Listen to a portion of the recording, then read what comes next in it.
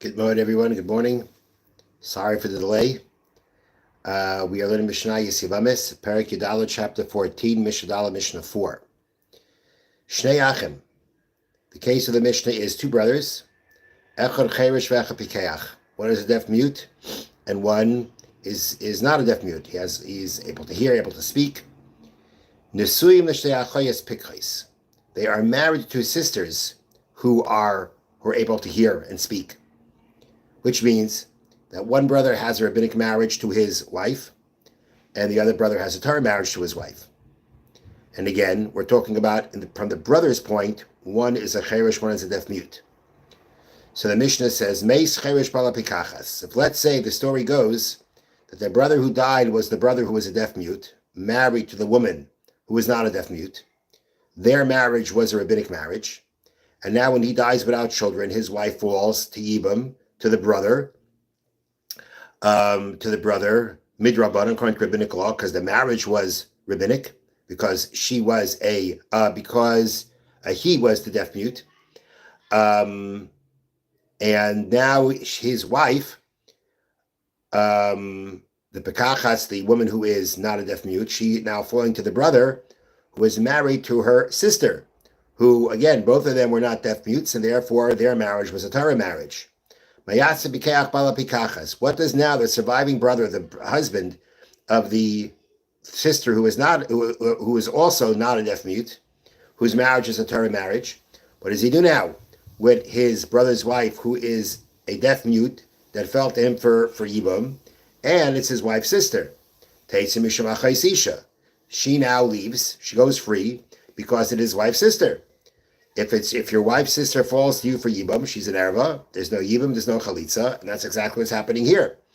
The sister that is falling to Yibam was the wife of the cherish. It was the wife of the deaf mute brother. It's the other brother's wife's sister. She falls to him for Yibam.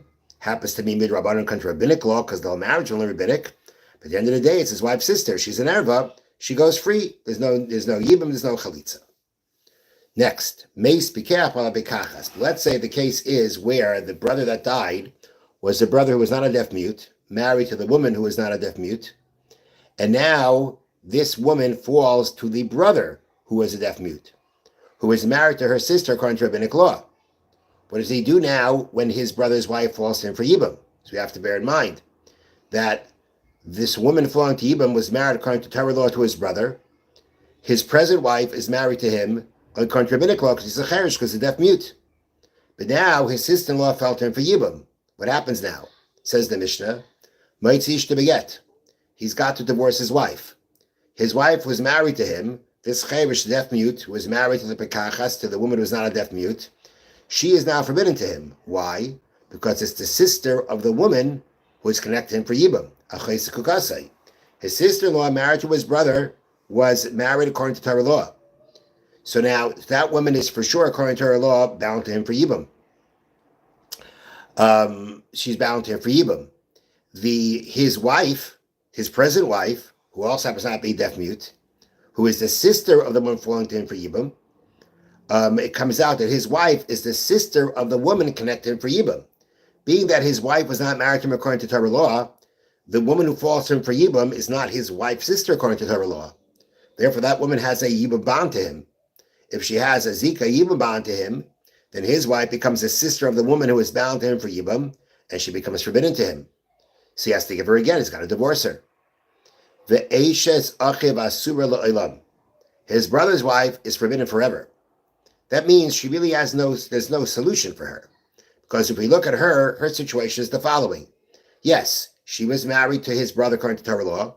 She fell to him for Yibam. But according to rabbinic law, it is his wife's sister. His wife who married him according to rabbinic law, but her sister is now forbidden according to rabbinic law as a wife's sister.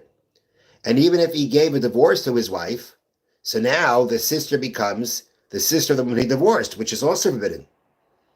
So she's forbidden to him. So he can't do Yibam. All right. Well, she can't do Yibam, but as we said, she had a Torah marriage to his brother. She falls to him for Yibam according to Torah law 100%. So she has a Yibam bond. He can't do Yibam because of the rabbinic prohibition. How about Chalitza? She's stuck because the surviving brother was a Cherish, he was a deaf mute. And as you mentioned before, a deaf mute cannot perform a Chalitza. So she's stuck. Next case. Shnei, so they're stuck in the sense that she can't have Yibam done to her, nor can she marry somebody else. Shnei achim pikchim nesuim shtei achoyes. Now we have a case a little bit different. Two brothers who were not deaf mutes, married to two sisters. Achas chareshes v'achas pikachas. One sister is a deaf mute, one is not. The brother married to the deaf mute is a rabbinic marriage. The brother married to the woman who is not a deaf mute is a Torah marriage. Meis pikeach bal chareshes. Now, for pikeach, the brother who was not a deaf mute, who was the husband of the deaf mute woman, he dies without children. She falls now to Yibam to his brother. Now her falling to Yibam is midrabanan, it's rabbinic, because she was only married to her brother rabbinic. The other brother is married to a sister who is married to him according to Torah law. So mayasa bikach bal pikachas, what does the surviving brother, the brother who is not a deaf mute, married to the woman who's not a deaf mute, what does he do now for Yibam? The answer is nothing. Teitze mishama chaysisha. The woman who falls to him for Yibam, it's his wife's sister. This woman who was the Chareshes, the deaf mute woman, married to his brother midrabanan, according to rabbinic law, falls now to Yibam according to rabbinic law. But she's falling to a man who's married to her sister. So therefore, the exemption of a wife's sister from Yibam as an erva applies here. And therefore, there's no Yibam, there's no Chalitza. However, what happens if Meis Pikach Bal Pikach? What happens if Meis Pikach Bal Pikachas? What if the case is that the brother that died was the brother who was not a deaf mute, married to the woman who wasn't a deaf mute, which means their marriage was a Torah marriage. She now falls to Yibam according to Torah law, to the brother who is not a deaf mute, but married to the sister who is a deaf mute. What does the Pikeach, the husband of the deaf mute woman, do? Let's remember, that marriage is only a rabbinic marriage. And therefore, the woman who falls to Yibam is not his wife's sister according to Torah law. And therefore, according to Torah law, there's a Yibam bond here. So now what happens? So the Mishna says, he now has to, this man again, he's married to the deaf mute woman. He has to now give his wife a divorce because his wife now is the sister of the woman who is bound to him for Yibam, as we just explained. The sister who fell to Yibam had a Torah marriage to his brother. There's a Torah Yibam obligation here right now, Torah Yibam bond here right now. And therefore, the woman he's married to is a sister of the woman who is bound to him for Yibam. And since her sister was only married to the surviving brother according to rabbinic law, she's not considered an erva to be exempt. And therefore, there's a Yibam bond, and his present wife, the deaf mute, is forbidden as the sister of the woman who is bound to him for Yibam. Now, but to the woman, his brother, his wife, who fell to him for Yibam, he can perform a chalitza on her. Now, again, let's examine this. The woman who now falls to him for chalitza, according to rabbinic law, is his wife's sister. He cannot perform Yibam. Okay, I can't do Yibam, let's do chalitza. The answer is, here we can do chalitza, because the surviving brother is a pikeach, he's not a deaf mute. He's able to perform a chalitza. And therefore, in this case, the woman is able now to go marry somebody else after the chalitza is performed. She can't marry her brother-in-law through Yibam because, according to rabbinic law, that's his wife's sister. And even if he already divorced his deaf mute wife, midrabot, according to rabbinic law, this is now his wife, the sister of his divorcee. If a person divorces a woman, he still can't marry her sister. So therefore, no matter what, this woman he cannot perform Yibam on. However, he can do a chalitza. The Yibam bond, according to Torah law, is here. He's capable of doing chalitza, and therefore does chalitza. In the case before, we're talking about where the surviving brother was a cherish. He couldn't do a chalitza. And therefore, the Mishna said she's forbidden forever. But in our case, the surviving brother is a pikeach. He is not a deaf mute. He's able to perform a chalitza, and that's what he will do. He will do that because, again, his brother was married to this woman according to Torah law. She fell to him according to Torah law. His wife was only a rabbinic wife, and therefore, the woman falling to Yibam is not his wife's sister. There's a Yibam bond here. He can't do Yibam because, according to rabbinic law, it's his wife's sister. However, he can perform a chalitza because since he's not a deaf mute, he's capable of doing that. We will continue this mission next time. We'll do the Chofetz Chaim.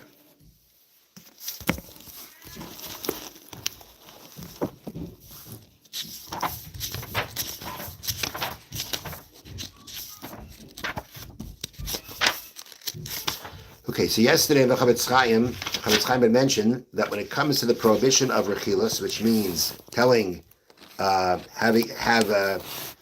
Reuben telling Shimon what Levi did to him, and we said that even if by holding back from doing that, you can lose your livelihood, you can lose all your money, to avoid transgressing a prohibition, a person is obligated to do that. Now, then the Chofetz Chaim continues.